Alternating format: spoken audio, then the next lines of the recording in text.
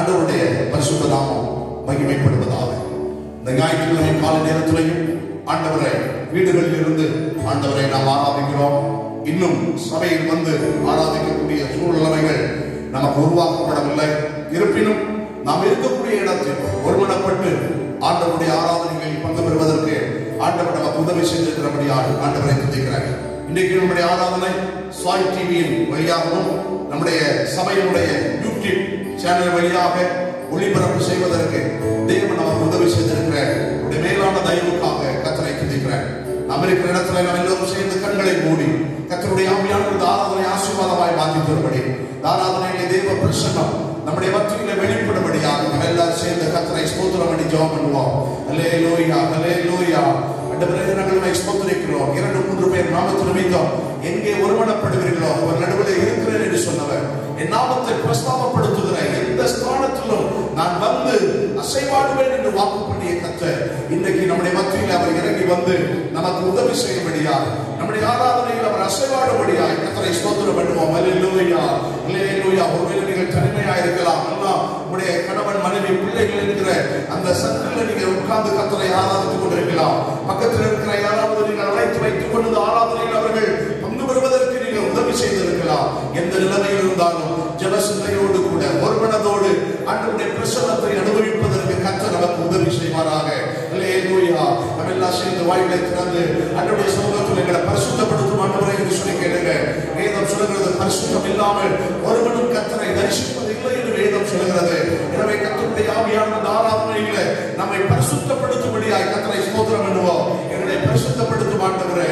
அல்லேலூயா. நாம் இருக்கிற இடம் முழுவதுமாய் இயேசு கிறிஸ்துவின் இரத்தத்தினால் தெளிக்கப்பட்டபடியாக அல்லேலூயா ஜெபப்படுகிற எல்லா அந்தகாரத்தின் வல்லமைகள், மனுஷிக வல்லமைகள், எல்லா சத்துருவின் கிரியைகள் எல்லாவற்றை கர்த்தர் முற்றிலுமாய் அழித்து இந்த ஆராதனையிலே தேவன் தம்முடைய நாமத்தை மகிமைப்படுத்தும்படியாய் எதிர்பார்ப்போடு அல்லேலூயா, அல்லேலூயா பிரச்சனையோடு, வேதனையோடு, வியாதியோடு யாராவது இந்த ஆராதனையில் பங்கு பெறுவார்கள் என்று சொன்னார், அவருடைய வாழ்க்கையில் அவர்களுக்கு தேவையான எல்லா நன்மைகளையும் தேவன் அவர்களுக்கு கட்டளையிடும்படியாய் கர்த்தரை ஸ்தோத்திரம் பண்ணுங்க. அல்லேலூயா. எல்லோருக்கும் கர்த்தர் இந்த ஆராதனை ஆசீர்வாதமாய் மாற்ற வேண்டும் என்று சொல்லி நாங்கள் ஜெபிக்கிறோம். ஆண்டவரே, உம்மை ஸ்தோத்திரிக்கிறோம். சர்வ வல்லமையுள்ள நல்ல ஆண்டவரே, ஆசீர்வதிக்கப்பட்ட கால நேரத்துக்காய் நாங்கள் நன்றி செலுத்துகிறோம். ஆராதனை ஆசீர்வதிப்பீராக. ஆரம்பத்திலிருந்து முடியும் மட்டும் தெய்வீக பிரசன்னம் எங்கள் மத்தியில் தங்கி இருக்கட்டும் என்று சொல்லி நாங்கள் ஜெபிக்கிறோம். ஆராதனை எங்களோடு இணைந்திருக்கிற எல்லோரையும் கர்த்தர் ஆசீர்வதிப்பீராக. எதை எதிர்பார்க்கிறார்களோ, எதை விரும்புகிறார்களோ, எது உடைய பிள்ளைகளுக்கு தேவை என்று நீ நினைக்கிறீரோ அதை இன்னைக்கு இந்த காலை ஆராதனையில் உடைய பிள்ளைகளுக்கு தந்து உடைய பிள்ளைகளை சந்தோஷப்படுத்த வேண்டும் என்று சொல்லி நாங்கள் ஜெபிக்கிறோம். இந்த ஆராதனை எங்களுக்கு ஆசீர்வாதமாய் மாற்றும். ஆரம்பத்திலிருந்து முடியும் மட்டும் உடைய தெய்வீக பிரசன்னத்தை அனுபவிப்பதற்கு எங்களுக்கு கிருபை தாரும். இயேசுவின் நாமத்தில் ஜெபிக்கிறோம் எங்கள் நல்ல பிதாவே. ஆமென், ஆமென். ஆண்டவரே, நாமம் மகிமைப்படுவதாக. அப்படியே இருக்கிற இடத்துல நாம் எல்லோரும் உட்கார்ந்து கொள்வோம். ஒரு சில பாடல்களை பாடி ஆண்டவரை மகிமைப்படுத்த போகிறோம். எங்களோடு கூட இணைந்து பாடி ஆண்டவரை ஆராதிக்கும்படி அன்பாய் கேட்கிறேன். ஆனந்த துதி ஒலி கேட்கும், ஆடல் பாடல் சத்தமும் தொனிக்கும், ஆகாயம் இன்றினார் அவர் ஜனம் பெருகும், ஆண்டவர் வாக்கு பலிக்கும். சேர்ந்து பாடி ஆண்டவரை மகிமைப்படுத்துவோமா?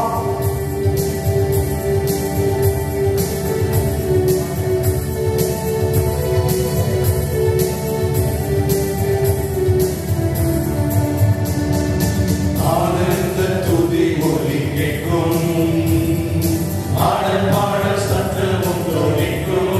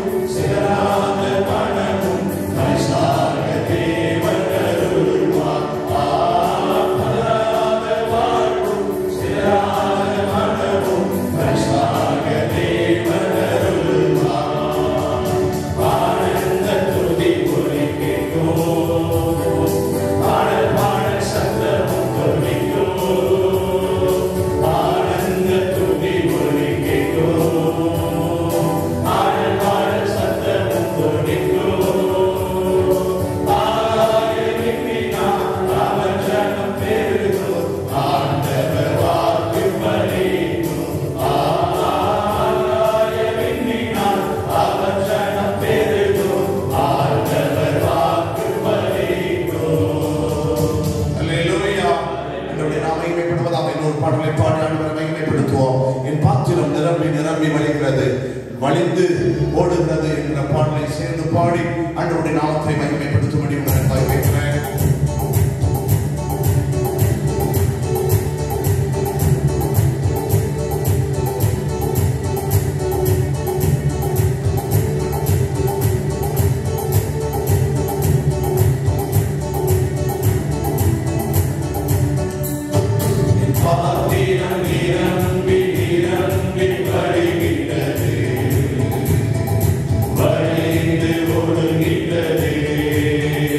Yeah.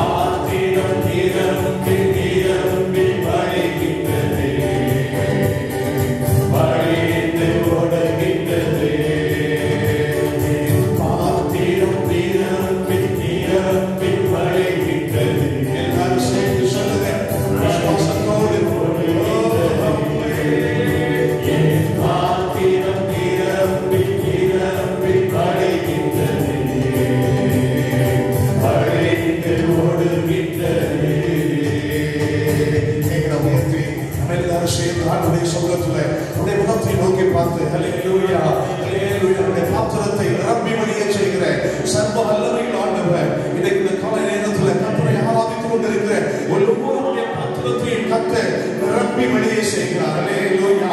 எங்களை திறந்தவரை எல்லாம் சேர்ந்து கர்த்தரை ஸ்தோத்திரம் பண்ணுங்க. எந்த இடத்துல துதியின் சத்தம் எழுப்புகிறதோ, எந்த வாயிலிருந்து கர்த்தர் துதியின் சத்தத்தை எழுப்பப்படுகிறாரோ, ஹல்லேலூயா, அவருடைய பாத்திரங்களை எல்லாம் கர்த்தர் இந்த காலை நேரத்தில் அவர் நிரம்பி நிரம்பி நிரம்பி அவர் வழியை செய்கிற கர்த்தர். ஹல்லேலூயா ஹல்லேலூயா. ஒருவேளை ஆவிக்குரிய வாழ்க்கையில் குறைவோடு கூட நீங்கள் வந்திருக்கலாம். உடைய சரீர பிரகாரமான நிலைமையிலே, உலக பிரகாரமான நிலைமையிலே ஒருவேளை நீங்கள் குறைவோடு இன்றைக்கு இந்த காலை ஆராதனையிலே நீங்கள்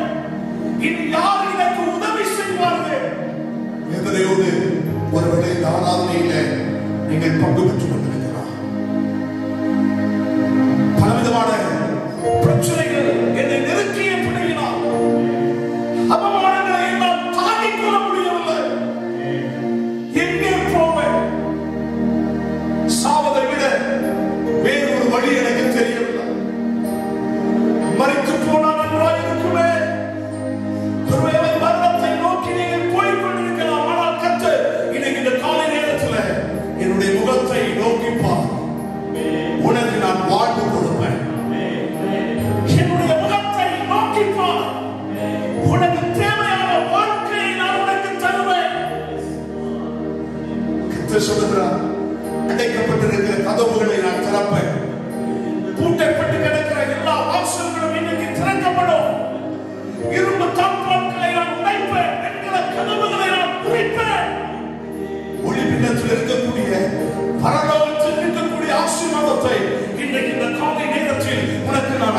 கொடுப்பேன் என்று கர்த்தர் வாக்கு பண்ணுகிறார். சோர்ந்து போகிறவர்களுக்கு பலன் கொடுக்கிறார். சத்துவம் வைக்க உங்களுக்கு அவர் சத்துவத்தை பெருக பண்ணுகிறார். வல்லமை இந்த இடத்துல இறங்கி கொண்டிருக்கிறது. ஒரு விஷயம் கூட கைகளை உயர்த்தி இயேசுவா உடைய முகத்தை பார்க்கிறேன். எனக்காக அடிக்கப்பட்டு, எனக்காக ரத்தம் சிந்தினேன், எனக்காக மண்முடி சூட்டப்பட்டு, எனக்காக பாடப்பட்டு, எனக்காக மறித்து இந்த காலை நேரத்துல என்னை வாழ வையும் ஆண்டவரே. சொல்லுங்க, என்னுடைய பிள்ளையை வாழ வையும் ஆண்டவரே. எங்க குடும்பம் வாழட்டும் என்று சொல்லுங்க. கர்த்தர் உங்களை வாழ வைப்பார்.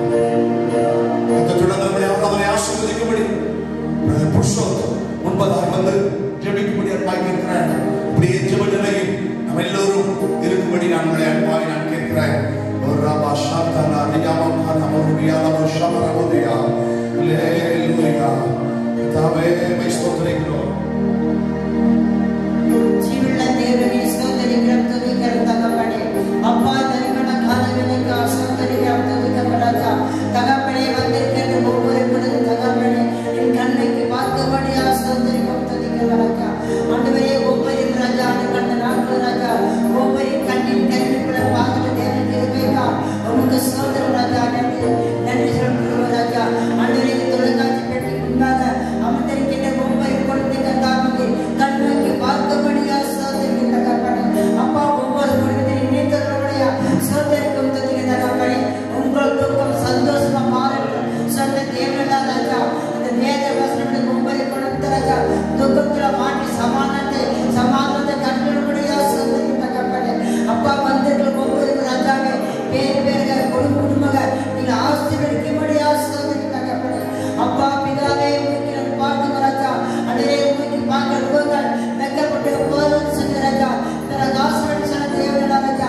ஒவ்வொரு குடும்பத்தில் இருக்கின்ற எல்லா பிரகாசிக்கும்படியா நம்ம ஸ்தோத்திரிக்கிறோம் துதிக்கிறோம் ராஜா. அடே வந்தவன பாதப்படி வருஷத்தலைவர் ஆகியவர் கத்திரட்டிப்பட்ட நன்மைகள் ஒவ்வொரு குடும்பத்துக்கு நீங்க தந்திரமடியா ஜெபிக்கிறோம் சுவாமி. நீங்க அப்படியே செய்கிற தேவை இருவைக்கால் உமக்கு ஸ்தோத்திரம் ராஜா. அதனாலே கணக்கிடப்பட்டிருக்கின்ற ஒவ்வொரு குடும்பத்தின் நபர்கள் கண்மைக்கு நீங்கள் பார்க்கபடியா ஸ்தோத்திரிக்க தகப்பனே. அப்பா தலைவர்கள் பூர்வமான என்று சொன்ன தகப்பன ராஜா. உங்களோட தலைவாசகமாக என்று சொன்ன தகப்பன ராஜா. ஒவ்வொரு குடும்பத்தின் நபர்கள் ராஜா யாராவது வேலைப்பட்டிருக்கிற சுவாமி அவங்க தொட்டு சுகமாக்கப்படியா ஸ்தோத்திரிக்க தகப்பனே. நீங்கள் அப்படியே செய்த தேவனுக்காக ஸ்தோத்திரப்பா. அது செய்து கொண்டிருக்கிற பரிசுத்தரை அடியார் தாசன் ராஜாவை நீங்க ரத்த கொண்டு தேவை பிரசனங்கள் மூடி மரத்தை கொண்டு நீங்க வெளிப்பட வார்த்தைக்கா ஸ்தோத்திரப்பா. இப்ப நன்மை தந்து ஒவ்வொரு குடும்பத்தை மேன்மைப்படுத்துவ தேவைக்கு இருக்க என்னப்பா அனைவரும் தாழ்வு கொண்டிருக்கிறோம். நீங்க ஜீவனெல்லாம் பிதாவே ஆமென். ஆண்டவருடைய நாமம் மகிமைப்படுவதாக. மறுபடியும் உங்கள் எல்லோரையும் இயேசுவின் நாமத்தினாலே உங்களை வாழ்த்தி வரவேற்கிறேன். கர்த்தர் உங்களை ஆசீர்வதிப்பாராக. சில அறிவிப்புகளை சொல்கிறேன், கவனமாய் கேட்கும்படி உங்களை அன்பாய் கேட்கிறேன். ஏற்கனவே நான் ஒவ்வொரு வாரமும் சொல்வது போல ஞாயிற்றுக்கிழமை ஆராதனை நமக்கு காலை 7 மணிக்கு கச்சராயப்பாளையத்தில் வைத்து நடைபெறுகிறது. அங்கே வந்து பங்கு பெறப்படுகிறவர்கள் கச்சராயப்பாளையம் ஆராதனையில் நீங்கள் வந்து பங்கு பெறும்படி நான் உங்களை அன்பாய் கேட்கிறேன். அதே போல காலை 9 மணிக்கு ஒவ்வொரு வாரமும் ஞாயிற்றுக்கிழமை சாய் டிவியில நமக்கு நேரலையாக அந்த ஆராதனை நமக்கு ஒளிபரப்பு செய்யப்படுகிறது. அடுத்த வாரம் ஆகஸ்ட் மாதம் 2ஆம் தேதி அடுத்த வாரமும் நமக்கு சாய் டிவி வழியாகத்தான் ஆராதனைகள் நமக்கு நடைபெறும். ஒருவேளை இந்த வாரத்தோடு நம்முடைய லாக்டவுன் முடிவடைந்தாலும் நம்ம சாய் டிவி வழியாகவும் அந்த ஆராதனை காலை 9 மணிக்கு ஒளிபரப்பு செய்யப்படும். நீங்கள் 9 மணிக்கு சாய் டிவியை நீங்க டியூன் பண்ணுவீங்கன்னா அந்த சாய் டிவியிலே ஆராதனை நீங்கள் பார்ப்பதற்கு அது உதவியாக இருக்கும். அதே போல 9:30 நம்முடைய சபையில் வைத்து எம்ஜிஆர் நகர் 11வது குறுக்கு தெருவில் இருக்கின்ற நம்முடைய சபையை வைத்து காலை 9:30 மணியிலிருந்து 11 மணி வரைக்கும் நம்முடைய ஆலயத்தில் வைத்து தனிவெளி இடவெளியோடு கூட டிவியில அந்த ஆராதனைகள் டெலிகாஸ்ட் செய்யப்படுகிறது. தயவாக நீங்கள் அந்த ஆராதனைகளில் வந்து பங்கு பெறுவதற்கு உங்களை நான் அன்பாய் நான் கேட்கிறேன்.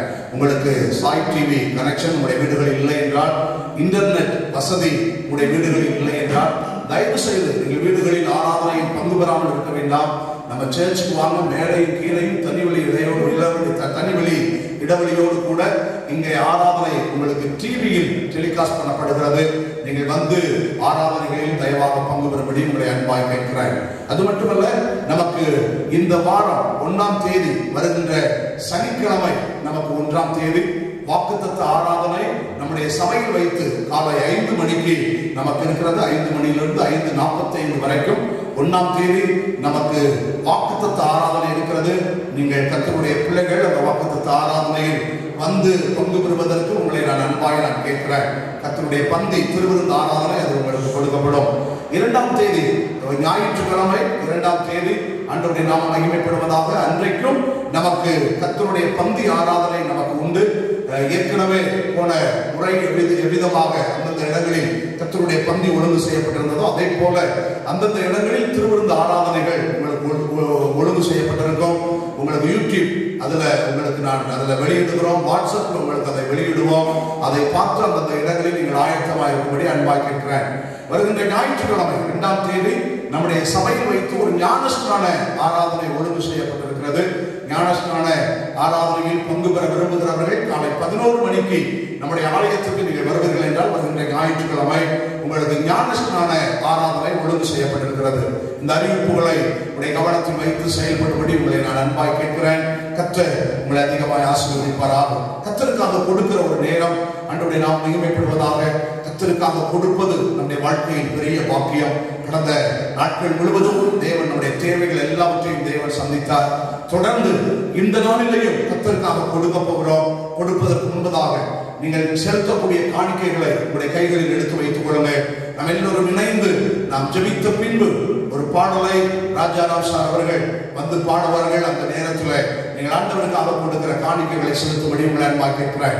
கண்களை மூடி நாம் ஜெபம் செய்வோமா? சர்வ வல்லமைகளை நல்ல ஆண்டவரே, நிறைய ஆசீர்வதிக்கப்பட்ட நேரத்துக்காக நாங்கள் வைத்திருக்கிறோம். ஆண்டவரே, நமக்கு என்று கொடுக்க கர்த்தருக்கு தந்த நல்ல நேரத்துக்காக நமக்கு ஸ்தோத்திரம். கொடுங்கள், அப்பொழுது உங்களுக்கு கொடுக்கப்படும் என்று சொல்வது போல உமக்காய் கொடுக்கிற ஒவ்வொரு பிள்ளைகளும் நிறைவாய் ஆசீர்வதிக்கப்படுவதற்கு உதவி செய்யும். இம்மட்டுமாய் கர்த்தர் பிள்ளைகள் ஒவ்வொருவரையும் போஷிக்கிறேன். இதே போல என்னுடைய சபை ஊழியங்கள் தேவைகள் எல்லாவற்றையும் அதிசயமாய் நீ சந்தித்துக் கொண்டிருக்கிறேன். அதற்காக ஸ்தோத்திரம். அழைத்த தேவன் உண்மையுள்ளவர். அப்படியே நடத்துவீரப்பா. தொடர்ந்து நீ நடத்தும்படியாக நாங்கள் ஜெபிக்கிறோம். கொடுக்கிற பிள்ளைகள் எதிரே இருக்கிற நாட்கள் முழுவதும் எந்த குறையும் இல்லாமல் ஆசீர்வாதமாய் இருப்பதற்கு தேவனுடைய பிள்ளைகளுக்கு நீ அனுக்கிரகம் பண்ண வேண்டும் என்று சொல்லி உங்களுடைய சமூகத்தில் நாங்கள் ஜெபிக்கிறோம். தொடர்ந்து நாமத்தை மகிமைப்படுத்துங்கப்பா. அப்படியே கைகளை உயர்த்தி நாம் ஜெபம் பண்ணுவோம். வியாதி தொற்றினால் பாதிக்கப்பட்டிருக்கிற ஒவ்வொரு பிள்ளைகளையும் கர்த்தர் சுகமாக்கும்படியாய் நம்முடைய விசுவாசிகள் பல வியாதி தொற்றினால் பாதிக்கப்பட்டார்கள். நாம் ஜெபம் பண்ணினோம். ஆண்டவர் எல்லோரையும் பரிபூரணமாய் சுகமாக்கி வீடுகளுக்கு வருவதற்கு கர்த்தர் உதவி செய்தார். இல்லையே, அதே போல இன்னும் ஒரு சகோதரி வியாதி தொற்றினால் பாதிக்கப்பட்ட நிலைமையிலே மருத்துவமனையில் அனுமதிக்கப்பட்டிருக்கிறார்கள். கர்த்தர் அந்த சகோதரியை தொடும்படியாய் எல்லாரும் சேர்ந்து ஒருமனப்பட்டு கைகளை உயர்த்தி தேவ வல்லமை அவர்கள் மேலாய் இறங்கும்படியாய் கர்த்தர் தொட்டு பரிபூர்ணமான சுகத்தை கொடுக்க வேண்டும் என்று சொல்லி நாங்கள் ஜெபிக்கிறோம். தொடர்ந்து நாமத்தை மகிமைப்படுத்தும். இயேசுவின் நாமத்தில் ஜெபிக்கிறோம் எங்கள் நல்ல பிதாவே. ஆமென், ஆமென். கர்த்தர் உங்களை ஆசீர்வதிப்பாராக. ராஜாராம் சார் அவர்கள் முன்பதாய் வந்து ஒரு பாடல் பாடும்போது ஆண்டவருக்காக கொடுக்கிற காணிக்கைகளை செலுத்தும்படி உங்களை அன்பாய் கேட்கிறேன்.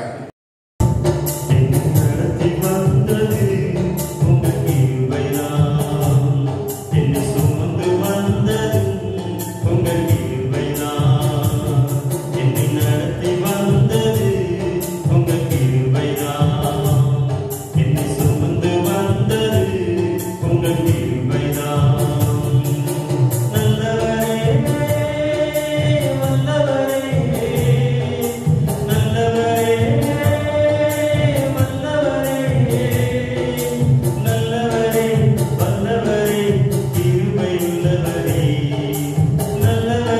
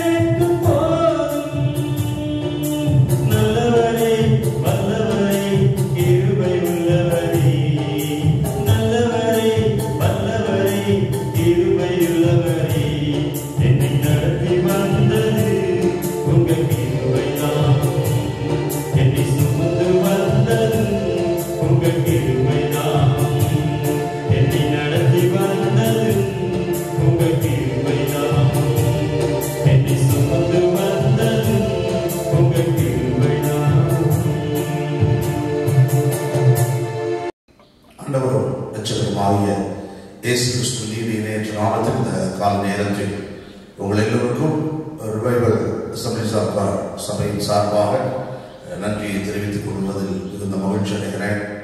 அன்றைய வார்த்தைக்கு நேராக நம்முடைய கவனத்தை நீங்கள் திருப்பும்படி அன்பாக கேட்கிறேன். நீங்கள் இருக்கிற இடத்துல ஜெப சிந்தையோடு தேவனுடைய வார்த்தைகளை இந்த நாளிலும் தியானிப்பதற்கு கர்த்தர் நம் ஒவ்வொருவருக்கும் உதவி செய்வாராக. இன்றைக்கு நம்முடைய தியானத்துக்காக 1 ராஜாக்களின் புஸ்தகம் 18ஆம் அதிகாரம் 36வது வசனத்திலிருந்து 39வது வசனம் வரை வாசிக்க கேட்க போகிறோம்.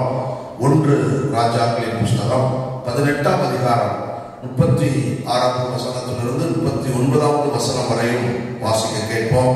அந்தி பலி செலுத்தும் நேரத்திலே தீர்க்கதரிசியாகிய எலியா வந்து ஆபிரகாமுக்கும் ஈசாக்குக்கும் யாக்கோபுக்கும் தேவனாகிய கர்த்தாவே, இஸ்ரவேலிலே நீ தேவன் என்றும் நான் உம்முடைய ஊழியக்காரன் என்றும் நான் இந்த காரியங்களை எல்லாம் உம்முடைய வார்த்தையின்படியே செய்தேன் இன்றைக்கு விளங்கப்படும். கர்த்தாவே, நீ தேவனாகிய கர்த்தர் என்றும் தேவனின் தங்கள் இருதயத்தை மறுபடியும் திருப்பினீர் என்றும் இந்த ஜனங்கள் அறியும்படிக்கு என்னை கேட்டருளும் அப்பொழுது கர்த்தரிடத்திலிருந்து அக்கினி இறங்கி அந்த சர்வாங்க தகன பலியையும் விறகுகளையும் கற்களையும் மண்ணையும் பட்சித்து வாய்க்காலில் இருந்த தண்ணீரையும் நக்கி போட்டது. ஜனங்கள் எல்லாரும் விழுந்து இதை கண்ட போது முகப்புறம் விழுந்து கர்த்தரே தெய்வம் என்றார்கள். அன்றைய நாமம் மகிமைப்படுவதாக. எலியா ஒரு பெரிய தீர்க்கதரிசியா இருந்தார். அவர் ஒரு பெரிய தீர்க்கதரிசியா இருந்தாலும் எசபேல் என்கிறதான ஒரு பெண்ணை கண்டு பயந்து போய் ஊரை விட்டு வேகமாய் வெளியே போய் ஒரு இடத்தில் சூறைச்செடியின் கீழே அவன் தன்னை ஒழித்துக் கொண்டு இந்த உலகத்தில் நான் வாழ்வதை விட செத்து போனால் எனக்கு நன்றாக இருக்கும் என்று சொல்லி அந்த பெண்ணுக்கு பயந்து அவன் சூறைச்செடிக்கு கீழே போய் படுத்துக் கொள்கிறதை நாம் வேதத்திலே பார்க்க முடியும். பயம் யாரையும் விட்டு விடுவது இல்லை. இன்னைக்கு ஏராளமான பேருடைய வாழ்க்கையிலே ஏதாவது ஒரு விதமான பயத்தோடு மக்கள் வாழ்கிறதை நம்மால் பார்க்க முடியும். வேதாகமத்திலையும் பயந்த பலரை குறித்து நாம் பார்க்கலாம். யோபுவை பார்ப்போம் என்றால் யோபு சொல்லுகிறார், நான் பயந்த காரியம் எனக்கு நேரிட்டது என்று குறிப்பிடுகிறதை பார்க்கலாம். பேதுரு, அப்போஸ்தலனாகிய பேதுருவை நாம் பார்ப்போம் என்றால் இயேசு காட்டிக் கொடுக்கப்பட்டு விசாரணைக்காக அவர் அழைத்துக் கொண்டு போகப்பட்ட போது அந்த இடத்தில் ஒரு பெண் பேதுருவை பார்த்து சொல்லுகிறார், இவர் இயேசுவோடு கூட இருந்தவர்களில் ஒருவன் என்று சொல்லும் போது இயேசுக்கே இந்த பாடு என்றால் நமக்கு என்ன பாடு ஏற்படுமோ என்கிறதான பயத்திலே பேதுரு இயேசுவை மறுதலித்து அவரை நான் அறியேன் என்று சொல்லி பயத்தில் நினைத்தோம் பேதுரு அமிதமாய் குறிப்பிடுவதை பார்க்கிறோம். அப்படி நம்முடைய வாழ்க்கையை பாருங்கள். எகிப்திய ராஜாவுக்கு பயந்து தன்னுடைய மனைவியை சகோதரி என்று சொல்லுகிறார். காரணம், மனைவி என்று சொன்னால் என்னை கொன்று போட்டு என்னுடைய மனைவியை அவனுக்கு சொந்தமாக எடுத்துக் கொள்வான் என்று பயந்து போய் மனைவியை சகோதரி என்று சொல்லி அழைப்பதை பார்க்கிறோம். முதல் மனிதனாகிய ஆதாமை நாம் பார்ப்போம் என்றால் ஆதாம் தேவன் தோட்டத்தில் ஒவ்வொரு நாளும் உலாவி வருவது போலவே அன்றைக்கு உலாவி வந்த போது ஆதாமே எங்கே இருக்கிறான் என்று சொல்லி ஆண்டவருடைய சத்தத்தை அவன் கேட்கும் போது பயந்து ஒளிந்து கொண்டான் என்று சொல்லப்பட்டது. ஒரு விருட்சத்துக்குள்ளே அவன் தன்னை ஒளித்துக் கொண்டான் என்று சொல்லி பார்க்கிறோம். இப்படி வேதாகமத்தை நாம் பார்ப்போம் என்றால் ஏராளமானவருடைய வாழ்க்கையிலே ஒரு விதமான பயத்தின் மத்தியில் தான் வாழ்ந்திருக்கிறார்கள். ஆனால் வேதம் நமக்கு சொல்லுகின்ற வார்த்தை என்ன என்று சொன்னால் 2 தீமோத்தேயுவின் புஸ்தகம் 1ஆம் அதிகாரம் 7வது வசனத்தை வாசிப்போம் என்றால் வாசியுங்கள். தேவன் நமக்கு பயமுள்ள ஆவியை கொடாமல் பலமும் அன்பும் தெரிந்த புத்தியும் உள்ள ஆவியே கொடுத்திருக்கிறார். ஆவியையே கொடுத்துள்ளார். தெளிவாய் ஆண்டவர் சொல்கிறார், ஆண்டவர் நமக்கு பயம் மிகவும் தெளிந்த புத்தியுமான ஆவியை தேவன் நமக்கு தந்திருக்கிறார் என்று சொல்லப்பட்டிருக்கிறது. இன்னும் சங்கீதத்தின் புஸ்தகம் 34ஆம் சங்கீதம் 4வது வசனத்தை வாசிப்போம் என்றால், சங்கீதத்தின் புஸ்தகம் 34ஆம் சங்கீதம் 4வது வசனத்தை வாசிப்போம் என்றால், நான் கர்த்தரை தேடினேன், அவர் எனக்கு செவி கொடுத்து என்னுடைய எல்லா பயத்துக்கும் என்னை நீங்களாக்கி விட்டார். மிக தெளிவாய் சொல்லுகிறார், நான் கர்த்தரை தேடினபடியினால் எனக்கு வந்த எல்லா பயத்துக்கும் அவர் என்னை நீங்களாக்கி விட்டார் என்று சொல்லப்பட்டிருக்கிறது. உண்மையான கர்த்தருடைய பிள்ளைகளே, ஒருவேளை உங்களுடைய வாழ்க்கையில் பலவிதமான பயத்தோடு ஒருவேளை இன்றைக்கு இந்த கால நேரத்தில் நீங்கள் இருக்கலாம். இன்றைக்கு இருக்கிற இந்த சூழ்நிலையில் ஐயோ என்ன ஆகுமோ என்கிற ஒரு பயம் உங்களுடைய உள்ளத்துக்குள்ளே இருக்கலாம். ஒருவேளை என்னுடைய வேலை, இவ்வளவு நாட்கள் இப்படிப்பட்ட சூழ்நிலையில் இருக்கிறேன், என்னுடைய வேலை என்ன ஆகும் என்கிற ஒரு பயம் உங்களுக்குள்ளே இருக்கலாம். உங்களுடைய பிள்ளைகளுடைய படிப்பு, உங்களுடைய பிள்ளைகளுடைய எதிர்காலங்கள், இதையெல்லாம் நீங்கள் யோசிக்கும் போது ஐயோ என்னுடைய பிள்ளைகளுடைய காரியம் எப்படியாய் முடிய போகிறது என்கிற பயம் ஒருவேளை உங்களுடைய வாழ்க்கையில் இருக்கலாம்.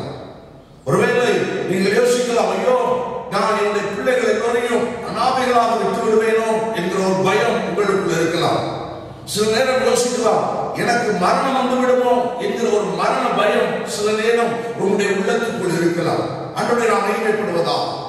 இவைகளுக்கெல்லாம் என்ன காரணம் என்று சொல்லி நீங்கள் யோசிப்பதை விட ஏதோ ஒரு பயத்தின் மத்தியில் ஒருவேளை இன்றைக்கு இந்த கால நேரத்தில் இந்த ஆண்டவருடைய வார்த்தைகளை நீங்கள் கேட்டுக்கொண்டிருக்கலாம். ஆனால் வேதம் நமக்கு தெளிவாய் சொல்கிறது, ஆண்டவர் பயமுள்ள ஆவியை இல்ல, பலமுள்ள ஆவியை கர்த்தர் உங்களுக்கு கொடுத்திருக்கிறார். ஆமென் சொல்லுங்கள். அல்லேலூயா. ஆண்டவரை நாம் மகிமைப்படுவதா? அது மட்டுமல்ல, பயமுள்ள மனிதன் தான் எலியா. ஆண்டவரை நாம் மகிமைப்படுவதா? எலியா ஒரு பயம் நிறைந்த மனிதன். ஆனால் இந்த எலியாவை கொண்டு கர்த்தர் தெய்வம் என்பதை தேவன் நிரூபிப்பதற்கு பயமுள்ள ஒரு எலியாவை தான் கர்த்தர் பயன்படுத்துகிறார். வேதத்தில் வாசிப்பீர்கள் என்றால், மல்கியா எழுதின தீர்க்கதரிசனத்தின் புஸ்தகம் 4ஆம் அதிகாரம் 5வது வசனத்தை வாசிப்பீர்கள் என்றால், மல்கியா எழுதின தீர்க்கதரிசனத்தின் புஸ்தகம் 4ஆம் அதிகாரம் 5வது வசனத்தை வாசிக்கும்படி அன்பாய் கேட்கிறேன். கர்த்தருடைய பெரிதும் பயங்கரமான நாள் வருகிறதற்கு முன்னே நான் உங்களிடத்திற்கு எலியா தீர்க்கதரிசியை அனுப்புகிறேன். பாருங்க, கர்த்தருடைய நாள் ஒன்று வரப்போகிறது.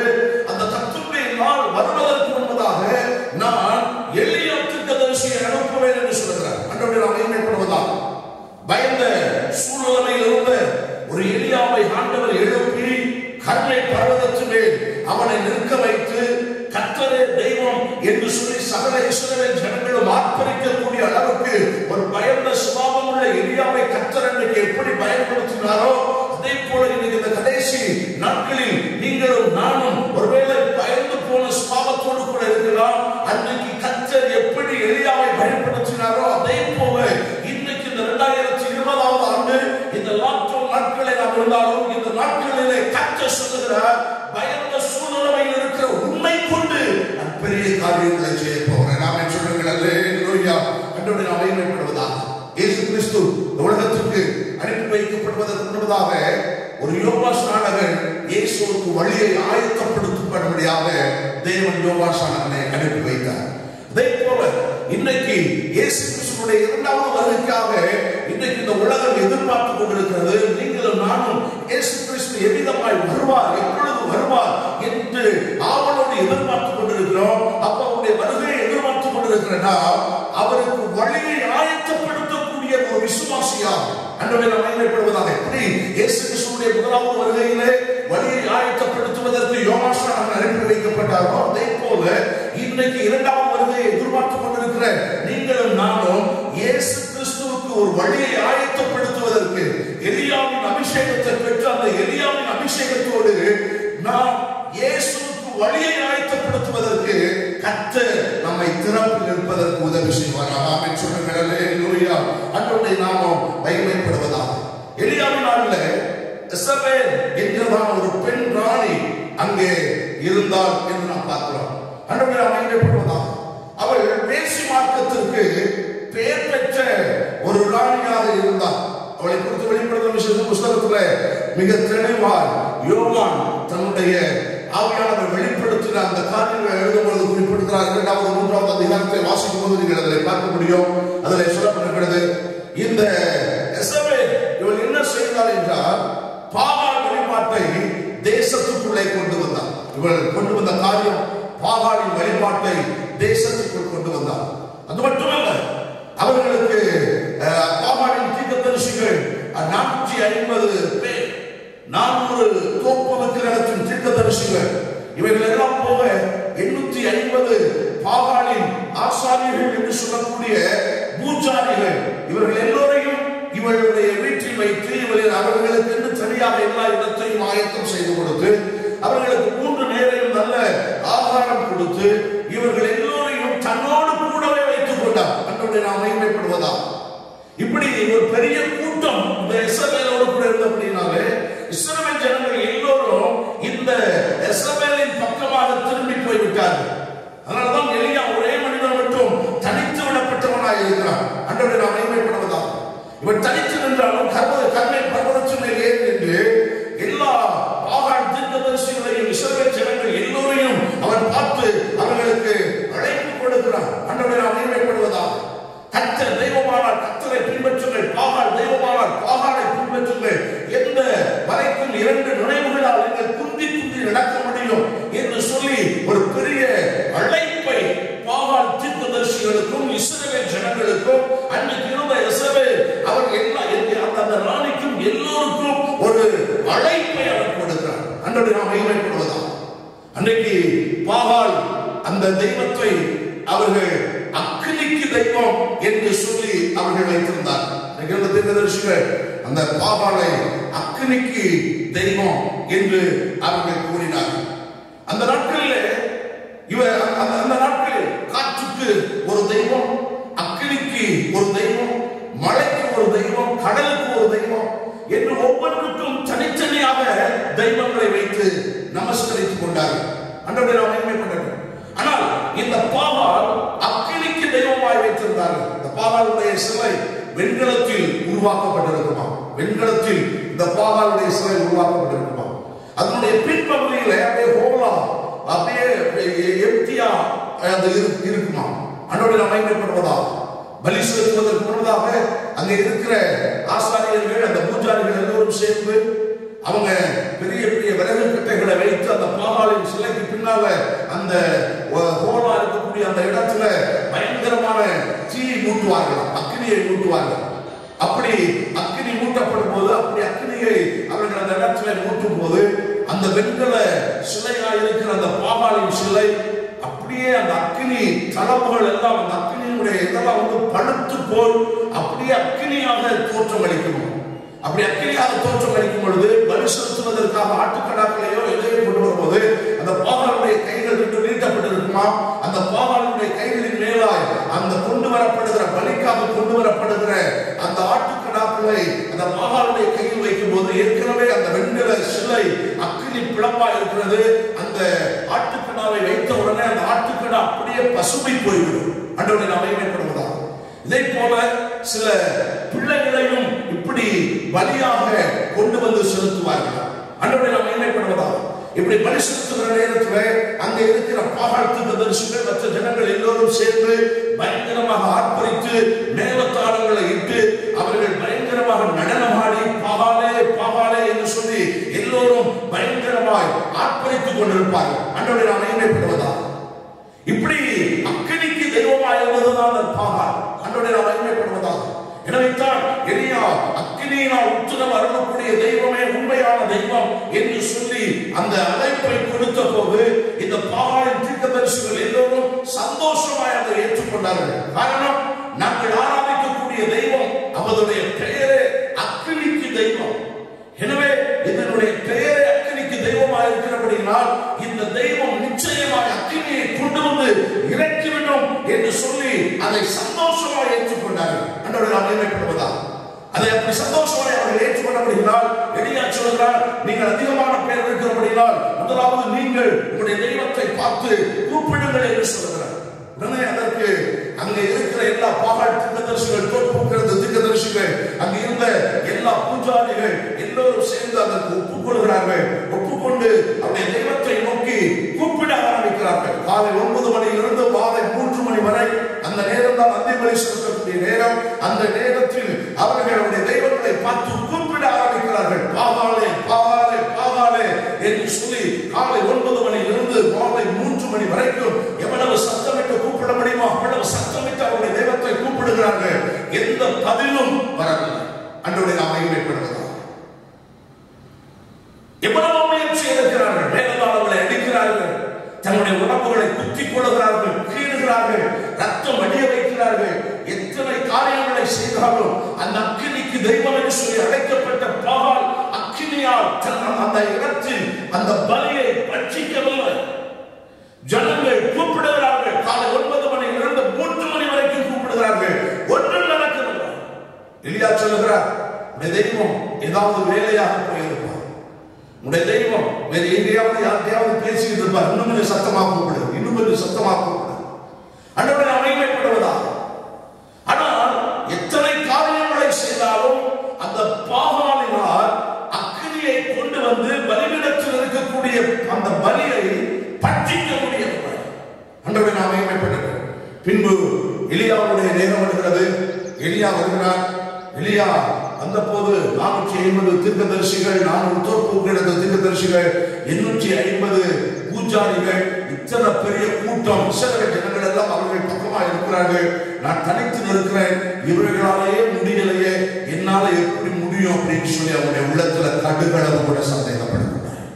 கவனியுங்கள், இவர்கள் காலை 9 மணியிலிருந்து 3 மணி வரைக்கும் இவ்வளவு சத்தமிட்டு கூப்பிட்டு இருக்கிறார்களே, இவர்கள் இவ்வளவு சத்தமிட்டு கூப்பிட்டாலும் இவர்களால் அந்த தெய்வம் வந்து பதில் கொடுக்கவில்லையே, எப்படி நான் ஆராதிக்கக்கூடிய தெய்வம் எனக்கு பதில் கொடுக்க போகிறார் அக்கினியினால் என்று சொல்லி எலியாவுடைய உள்ளத்தில் ஒரு சின்ன சந்தேகத்துக்கு கூட இடம் கொடுக்கவில்லை. நிறைய நேரத்தில் நம்முடைய வாழ்க்கையில பல நேரங்கள் அவிசுவாசத்துக்கும் சந்தேகத்துக்கும் பல நேரங்கள் நாம் இடம் கொடுத்து விடுவோம். அன்றைய அமையப்படுவதாக சூழ்நிலைகளையும் காலங்களையும் அநேக நேரம் நாம் பார்த்து விடுவோம். அநேக நேரங்கள் நம்முடைய முடியாமையையும் நமக்கு விரோதமாக இருக்கிற கூட்டத்தையும் நாம் பார்க்கும்போது ஐயோ என்று நாம் பிரமித்து போய் நம்முடைய அவிசுவாசத்துக்குள்ளே போய்விடுவோம், விசுவாசத்தை விட்டு வழிவிலகி போய்விடுவோம். ஆனால் எலியா அப்படி அல்ல. எந்த சூழ்நிலை இருக்கிறதோ அதை அவருடைய கண்களால் பார்க்கவில்லை. அவருடைய கண்களால் அவன் பார்த்தது முழுவதும் தனக்கு முன்பதாக இருக்கக்கூடிய சர்வ வல்லமை உள்ள தேவன். நாம் சொல்லுங்களே, தனித்து நிற்கிறேன் என்று யோசிக்கவில்லை. தனக்கு முன்பதாக இருக்கக்கூடிய சர்வ வல்லமை உள்ள தேவனை தன்னுடைய கண்களுக்கு முன்பதாக வைக்கப்பட்டார். அந்த கால நேரத்தில் இந்த வார்த்தைகளை கேட்டுக் கொண்டிருக்கிற உங்களுடைய வாழ்க்கையில் நீங்கள் எப்படிப்பட்ட சூழ்நிலை இருந்தாலும், எத்தனை தோல்விகள் வந்திருந்தாலும், எத்தனை நஷ்டங்கள் உங்களுக்கு வந்திருந்தாலும், எத்தனை இடத்தில் நீங்கள் கைவிடப்பட்டிருந்தாலும், எத்தனை பேர் உங்களுக்கு விரோதமாக எழுதி நின்றாலும், எத்தனை பெரிய சவால்களை சந்தித்து ஒருவேளை அந்த சவால்கள் எல்லாம் நிறைவேறாமல் போயிருந்தாலும், ஒரு நேரம் கூட நீங்கள் சூழ்நிலைகளையோ அவிசுவாசத்துக்கோ இடக்கூடாது. உங்களுக்கு முன்பதாக சர்வ வல்லமையுள்ள தேவன் இருக்கிறார் என்கிற நம்பிக்கை உங்களுக்குள்ளே வரட்டும் என்று சொல்லி கேட்கிறேன். நாம சொல்லுங்களே, எலியாவுக்குள்ளே அந்த நம்பிக்கை வந்தது. என்னுடைய தேவன் பெரியவர், என்னுடைய தேவன் அண்ட சராசரத்தை உண்டு பண்ணியவர், என்னுடைய தேவனால் கூடாத காரியம் ஒன்றுமல்ல.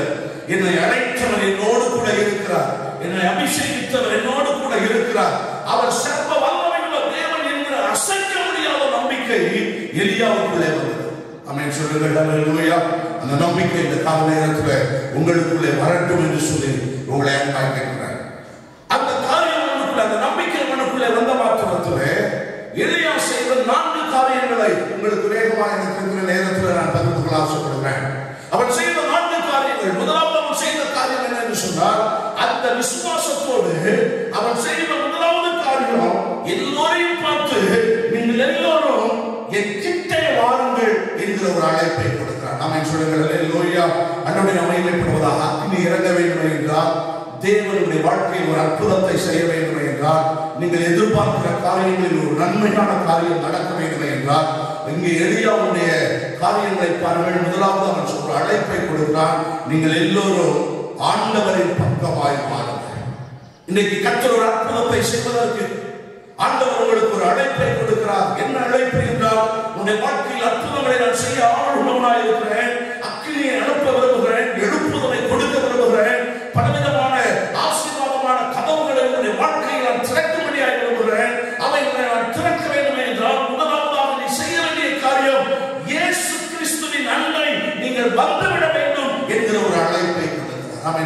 ஹல்லேலூயா. இந்த 18ஆம் அதிகாரம் 30வது வசனத்தை பார்ப்போமே என்றால் 18ஆம் அதிகாரம் 30வது வசனத்தை பார்ப்போமே என்றால் அப்பொழுது எலியா சகல ஜனங்களையும் நோக்கி என்கிட்டே வாருங்கள் என்றான். சகல ஜனங்களும் ஆண்டவருடைய நாமம் மகிமைப்படுவதாக. என்கிட்டே வாருங்கள், ஆண்டவருடைய நாமம் மகிமைப்படுவதாக. இந்த கால நேரத்தில் நாம் எல்லோரும் இயேசுவின் அண்டையில் வருவதற்கு இயேசு உங்களை அழைக்கிறார். பிரச்சனையோடு இருக்கிறீர்களா?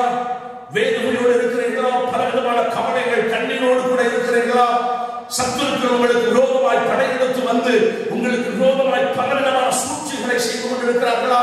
இயேசு கிறிஸ்து இன்றைக்கு ஒரு அற்புதத்தை உங்களுக்கு செய்ய வேண்டும் என்றால் நீங்களும் நானும் செய்ய வேண்டிய முதலாவது காரியம் இயேசு கிறிஸ்துவின் அண்டையில் வருவதற்கு நம்முடைய வாழ்க்கையை ஒப்புக் கொடுக்க வேண்டும். ஆமென் சொல்லுங்கள். ஹல்லேலூயா.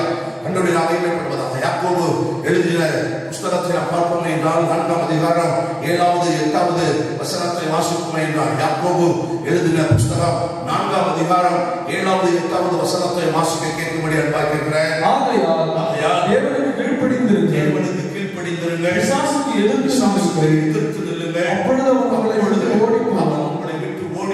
தேவனிடத்தில் சேருங்கள், அப்பொழுது அவர் உங்களிடத்தில் சேருவார். ஆண்டவருடைய நாமம் மகிமைப்படுவதாக. கர்த்தருக்கு கீழ்ப்படியுங்கள், பிசாசுக்கு எதிர்த்து நில்லுங்கள், அப்பொழுது அவர் உங்களை விட்டு ஓடிப்போவார். அதற்கு பின்பு சொல்கிறார், நீங்கள் தேவனின் கிட்டே சேருங்கள், இயேசு கிறிஸ்துவின் அண்டையில் நீங்கள் வாருங்கள். நீங்கள் அப்படி வரும்போது அவர் உங்களை சேர்த்துக் கொள்வார். ஆமென் சொல்லுங்கள். ஹல்லேலூயா. ஆண்டவருடைய நாமம் மகிமைப்படுவதாக. 2 நாளாகமத்தின் புத்தகம் 15ஆம் அதிகாரம் 2வது வசனத்தை வாசிப்போம் என்றால் 2 நாளாகமத்தின் புத்தகம் 15ஆம் அதிகாரம் 2வது வசனத்தை வாசிக்கும்படி அன்பாய் கேட்கிறேன். அவன் வெளியே ஆசாவுக்கு எதிர்கொண்டு போய் அவனை நோக்கி, ஆசாவே, யூதா பென்யமீன் கோத்திரங்களின் சகல மனுஷரே, கேளுங்கள், நீங்கள் கர்த்தரோடு இருந்தால் அவர் உங்களோடு இருப்பார். நீங்கள் அவரை தேடினால் உங்களுக்கு வெளிப்படுவார். அவரை விட்டுவிட்டால் அவர் உங்களை விட்டு விடுவார். நீங்கள் கர்த்தரோடு கூட இருந்தால் அவர் உங்களோடு கூட இருப்பார். நீங்கள் அவரை தேடினால் அவர் உங்களுக்கு தென்படுவார். நீங்கள் அவரை விட்டு விடுவீர்கள் என்றால் அவர் உங்களை விட்டு விடுவார். ஆண்டவருடைய நாமம் மகிமைப்படுவதாக. அவருடைய வாழ்க்கையில் எந்த நிலைமையில் இருக்கிறோமோ நாம் இருக்கிற அந்த நிலைமையில் இருந்து சற்று மேலே வந்து அவர் அண்டையில் வர வேண்டும் என்று ஆண்டவர் விரும்புகிறார். அரை மணி நேரம் நீங்க ஜெபம் பண்ணிட்டு அப்படின்னா இப்போ ஆண்டவரே அரை மணி நேரம் அல்ல 1 மணி நேரம் ஜெபிப்பதற்கு அண்டையில் வருகிறேன் என்று அவர் அண்டையில் நாம் வரப்பட வேண்டும். ஆவிக்குரிய வாழ்க்கையில் ஒரு குறிப்பிட்ட அளவுதான் வளர்ச்சி அடைந்திருக்கிறேன் என்று சொன்னால் இந்த அளவில் இருந்து அடுத்த நிலைக்கு நேராய் வளர்ச்சி அடைவதற்கு அண்டையில் நான் வருகிறேன் என்று வர வேண்டும். அன்றோடு நாம் மகிமைப்படுவதாக. நாம் இருக்கிற நிலையில் நாம் இல்லாதபடி இருக்கிற நிலையில் இருந்து அடுத்த நிலைக்கு நேரே வருவதற்கு நாம் ஆண்டவரின் அண்டையில் கண்டிப்பாய் வர வேண்டும். ஆமென் சொல்லுங்கள். ஹல்லேலூயா. அன்றோடு நாம் மகிமைப்படுவதாக. நாம் அவரின் அண்டையில் கிட்டி சேருவதற்கு முன்பதாகவே அவர் நம்ம அண்டையில் வந்துவிட்டார். அன்றோடு நாம் மகிமைப்படுவோம். நம்மள எங்கவா அப்படின்னு சொல்லி கூப்பிடுறதுனால பரவாயில்ல, தகப்பனாக இருக்கிற சர்வ வல்லமையுள்ள ஆண்டவர் தன்னுடைய ஒரே பேரான குமாரனை இந்த உலகத்திற்கு நம் அண்டையில் வருவதற்கு நமக்கு மீட்பை கொடுப்பதற்கு அவர் முதலாவது தன்னுடைய ஒரே குமாரனை இந்த உலகத்துக்கு அனுப்பி வைத்து விட்டார். அவர் இந்த உலகத்துக்கு வந்து நமக்காக, நம்முடைய பாவங்களுக்காக, நம்முடைய அக்கிரமங்களுக்காக கல்வாரி சிலுவையை சுமந்து கல்வாரி சிலுவையில் அத்தனை பாடுகளையும் பட்டு நமக்காக மீட்பின் திட்டத்தை உருவாக்கி நமக்காக சிலுவையில் ஏற்கனவே அவர் நமக்காக வந்து விட்டார். அன்றோடு நாம் மகிமைப்படுவதாக. இனி அவர் நமக்காக வர வேண்டும் என்று காத்திருக்க வேண்டிய அவசியம் அல்ல. ஏற்கனவே அவர் வந்து விட்டார். ஏற்கனவே நம்முடைய பிரச்சனைகளை மாற்றுவதற்கு சிலுவையில் அவர் அடிக்கப்பட்டு விட்டார். நம்முடைய வியாதியை ஏற்கனவே அவர் சுகமாக்கி விட்டார். நம்முடைய வாழ்க்கையில் இருக்கிற எல்லா கேள்விகளுக்கும் ஏற்கனவே சிலுவையில் அவர் பதில் கொடுத்து விட்டார். இனி அவர் நம்மண்டையில் வர வேண்டிய தேவையில்லை. நீங்களும் நானும் அவரின் அண்டையில் போகப்பட வேண்டும். ஆமென் சொல்லுங்கள். ஹல்லேலூயா. அன்றோடு அமையப்படுவதாக. அதனால்தான் அப்போஸ்தலனாகிய பவுல் எபேசியருக்கு நிருபத்தில் சொல்லும் பொழுது எபேசியருக்கு நிருபம் 2ஆம் அதிகாரம் 13வது வசனத்தை பார்ப்போமே என்றால் 2ஆம் அதிகாரம் 13வது வசனத்தை வாசியுங்கள். உன்னை தூரமாய் இருந்த நீங்கள் இப்பொழுது கிறிஸ்துவின் இரத்தத்தினாலே சமீபமாய்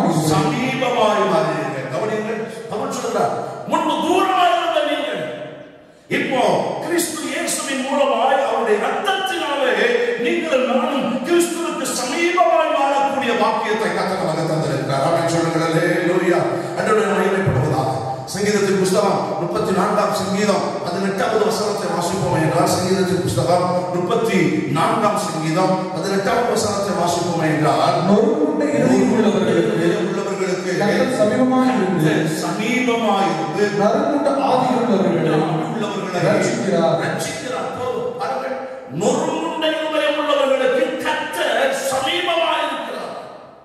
உபாகமத்தின் புஸ்தகம் 4ஆம் அதிகாரம் 7வது வசனத்தை ஒரு வாசிக்கும்படியாக கேட்கிறேன். உபாகமத்தின் புஸ்தகம் 4ஆம் அதிகாரம் 7வது வசனம். நம்முடைய தேவனாகிய கர்த்தரை நாம் தொழுது கொள்ளுகிற போதெல்லாம் அவர் நமக்கு சமீபமாய் இருக்கிறது போல ஆண்டவரே அமையப்படுவதா, அவர் நமக்கு சமீபமாய் இருக்கிறார். இதை போல வேறொரு தெய்வம் இல்லை. ஆண்டவரே நாம் மகிமைப்படுவதா. அதனால்தான் அவர் 2 கரத்தையும் நீட்டி என் கிட்ட வாருங்கள் என்று சொல்லி உங்களுக்கு ஒரு அழைப்பை கொடுக்கிறார்.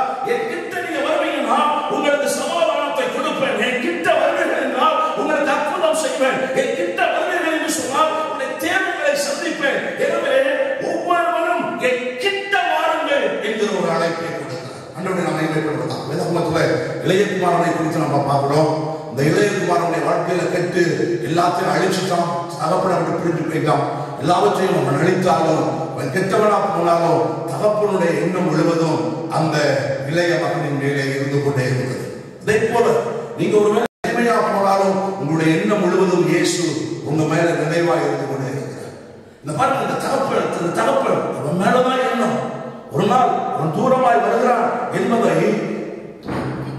மகன் பார்ப்பதற்கு முன்னால ஊர்ல இருக்கிற மற்ற ஜனங்கள் இந்த இளையகுமாரன் வருகிறான் என்பதை பார்ப்பதற்கு முன்பதாக அந்த தகப்பன் பார்த்து விடுகிறார். ஐயோ, என்னுடைய குமாரன் தூரத்தில் வர்றது என்னுடைய குமாரனை போலல்லவா தெரிகிறது, அவன் என்னுடைய குமாரன் அல்லவா என்று சொல்லி இந்த குமாரன் ஒரு ஸ்டெப் தான் எடுத்து வைக்கிறான். ஆனா தகப்பன் ஓடோடி வந்து அந்த இளைய குமாரனை கெட்டு போன அந்த மகனை கட்டி பிடித்து அணைத்து கொண்டு முத்தமிட்டு அவர் பெரிய விருந்தை ஏற்படுத்துகிறார். அதே போலதான் இயேசு கிறிஸ்து. நம்ம பல நேரங்கள் இயேசுவை விட்டு தூரமாய் போகலாம். பல நேரங்கள் இயேசுவை விட்டு நாம் பின்வாங்கி போகலாம். அவர் கிட்ட இருந்த நாம், அவரை அருகாமையில் இருந்த நாம் அவரை விட்டு அவிசுவாசத்துக்குள்ளே விழ போயிருக்கலாம். ஆனால் கர்த்தருடைய ஆவியானவர் அந்த இயேசு கிறிஸ்து எப்போ என்னுடைய மகன் திரும்பி வருவான் என்று சொல்லி ஆவலோடு தன்னுடைய கரத்தை நீட்டி அவர் எதிர்பார்த்து கொண்டே இருக்கிறார். நீ தூரத்தில் இருந்து வரும்போது ஓடோடி வந்து உன்னை கட்டி அணைத்துக் கொண்டு என் கிட்ட என் பையன் வந்துட்டான் என்று சொல்லி என்னுடைய பிள்ளை என் கிட்ட வந்துருச்சு, என் பிள்ளை என் ஆசீர்வதிக்காம விட மாட்டேன் அப்படின்னு சொல்லி உனக்காக விருந்தை ஆயத்தப்படுத்தி வைத்து ஆசீர்வாதத்தை உனக்காக ஏற்படுத்தி வைத்திருக்கிற ஒரு தகப்பன் இயேசு இருக்கிறார். மறந்து போக வேண்டாம். நீங்களும் நானும் அந்த பின்மாற்றத்திலிருந்து அந்த அவிசுவாசத்திலிருந்து இயேசுவின் கிட்டே வருவோமே என்றால் அற்புதங்களை நம்முடைய வாழ்க்கையை செய்வார். எலியா முதலாவது எல்லோரையும் தேவனுடைய அண்டையில் வருவதற்கு அழைப்பு கொடுத்தார். இரண்டாவது அவர் செய்த காரியம் பலிபீடத்தை செப்பனிட்டார் என்று சொல்லப்பட்டிருக்கிறது. அதே 18ஆம் அதிகாரம் 30வது வசனத்திலே அதற்கு கீழே உள்ள பகுதியை வாசிப்போம் என்றால், சகல ஜனங்களும் அவர் கிட்டே வந்தபோது தகர்த்தப்பட்ட கர்த்தருடைய பலிபீடத்தை அவர் செப்பனிட்டு என்று சொல்லப்பட்டிருக்கிறது. தகர்த்தப்பட்ட கர்த்தருடைய பலிபீடத்தை செப்பனிட்டார். கர்மை பர்வதத்திலே ஒரு பலிபீடம் இருந்தது. அந்த பலிபீடம் இப்பொழுது இடிக்கப்பட்டு கிடக்கிறது. ஆண்டவருடைய நாமம் மகிமைப்படுவதாக.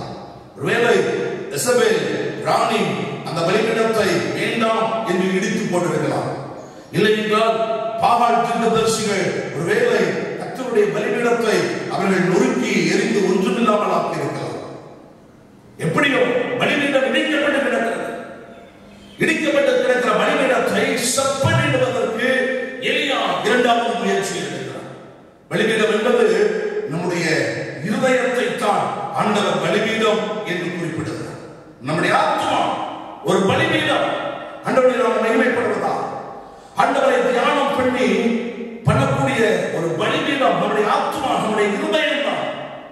ஆபிரகாம் பலிபீடம் கட்டி பலி செலுத்திய போதுதான் ஆண்டவர் அங்கே இறங்கி வந்தார். பழைய ஏற்பாட்டில் நம்ம முழுவதும் பார்ப்போம் என்றால் பலிபீடங்கள் பலி செலுத்தும் போதுதான் ஆண்டவர் அந்த பலிபீடத்தில் இறங்கி வந்தார். ஆண்டவரை நாம் மகிமைப்படட்டும். கவனியுங்கள், பலிபீடம் தான் ஆண்டவரும் மனிதனும் ஒருவரோடு ஒருவர் சந்திக்கக்கூடிய இடமாய் பலி ஏற்பட்டிருந்தது.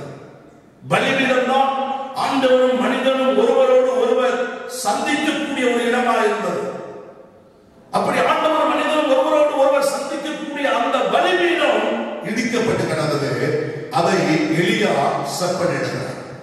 கவனிக்க வேண்டும், நம்முடைய இருதயமாகிய பலிபீடம் இன்றைக்கு எப்படி இருக்கிறது?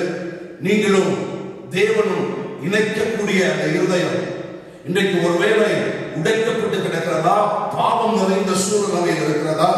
ஆண்டவருடைய நாமம் மகிமைப்படுவதாக அதை சிந்தித்து பார்க்க வேண்டும்.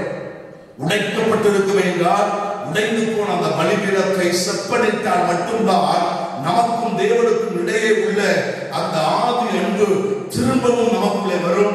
அந்த ஆதி அன்பு அப்படி திரும்ப நமக்குள்ளே என்றைக்கு வருகிறதோ அன்றைக்குத்தான் தேவனுடைய வாழ்க்கையில் ஒரு அற்புதத்தை செய்ய முடியும். அன்றைக்குத்தான் அக்கினி வந்து இறங்கும். பலிபீடம் செப்பனிடப்படாமல், உடைய இருதயம் சரிப்படுத்தப்படாமல் நீங்கள் எதிர்பார்க்கிற அற்புதத்தை நீங்கள் பெற்றுக்கொள்ள முடியாது. எபேசு சபையினுடைய பலிபீடம் உடைந்து கிடந்தது. அதனாலதான் ஆண்டவர் அவர் சொன்னார், ஆவியில் உள்ள அந்த அன்புக்கு நீ திரும்பி வா என்று சொல்லி கூப்பிடுகிறார். மார்க் எழுதின சுவிசேஷத்தின் புஸ்தகம் 1ஆம் அதிகாரம் 19வது வசனத்தை வாசிப்பீர்கள் என்றால், மார்க் எழுதிய சுவிசேஷத்தின் புஸ்தகம் 1ஆம் அதிகாரம் 19வது வசனத்தை வாசிப்பீர்கள் என்றால் வாசியுங்கள். அவர் அவ்விடம் விட்டு சற்று அப்புறம் போன போது செபதேயுவின் குமாரன் யாக்கோபும் அவன் சகோதரன் யோவானும் படவிலே வலைகளை பழுது பார்த்துக் கொண்டிருந்தார்கள் என்று சொல்லப்பட்டிருக்கிறது. கவனியுங்கள், இயேசு கிறிஸ்து தம்முடைய சீஷர்களை தேர்ந்து கொடுப்பதற்கு முன்னதாக சீஷர்கள் அந்த வலைகளை பழுது பார்த்துக் கொண்டிருந்தார்களா? ஆண்டவரை நாம் மகிமைப்படுவதாக. அதை சரி செய்தால்தான் மீன் பிடிக்க முடியும். வலைகள் சரி செய்யப்படவில்லை என்றால் மீன் பிடிக்க முடியாது. ஆண்டவரை நாம் மகிமைப்படுவதாக. அதே போல இந்த இருதயமாகிய பலிபீடம் சரி செய்யப்பட்டால் மட்டும்தான் ஆண்டவருடைய வாழ்க்கையில் அக்கினியை அனுப்ப முடியும்.